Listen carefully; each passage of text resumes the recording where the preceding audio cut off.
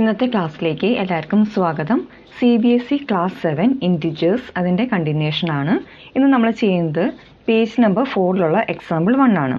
First question നമുക്ക് നോക്കാം. Write down a pair of integers whose.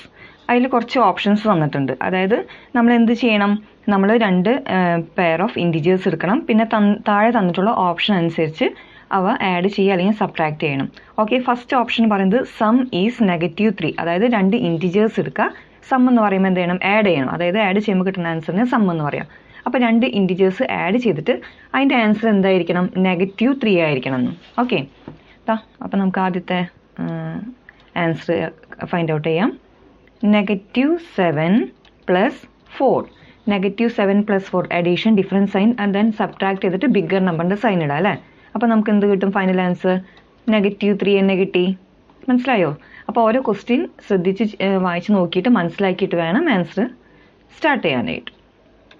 അടുത്തത് നെക്സ്റ്റ് വരുന്നത് ഡിഫറൻസ്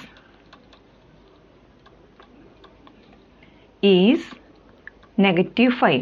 അതായത് ഏതെങ്കിലും 2 ഇൻറ്റിജേഴ്സ് മൈനസ് ചെയ്യുമ്പോൾ ഫൈനൽ ആൻസർ എന്തായിരിക്കണം, -5 ആയിരിക്കണം.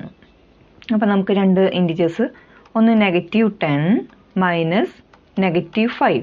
നമുക്കറിയാം സബ്ട്രാക്ട് ചെയ്യുന്ന സമയത്ത് നമ്മൾ സൈൻ ചേഞ്ച് ചെയ്തിട്ട് മാത്രമാണ് സോൾവ് ചെയ്യാൻ പാടുള്ളൂ. -10 അങ്ങനെ തന്നെ എഴുതാം.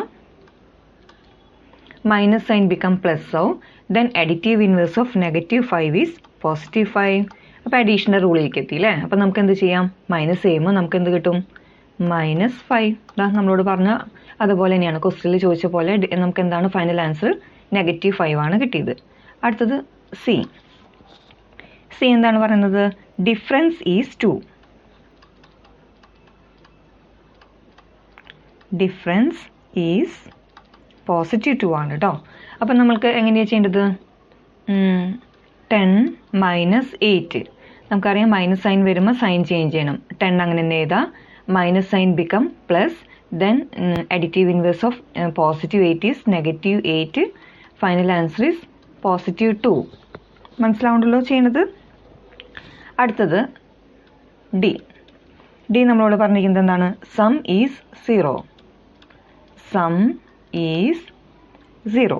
അതായത് 2 ഇൻറ്റിജേഴ്സ് ആഡ് ചെയ്യുമ്പോൾ ഫൈനൽ ആൻസർ ബിക്കം 0 ആയിരിക്കണം. അപ്പോൾ -9 + +9 = 0. ഓക്കെ,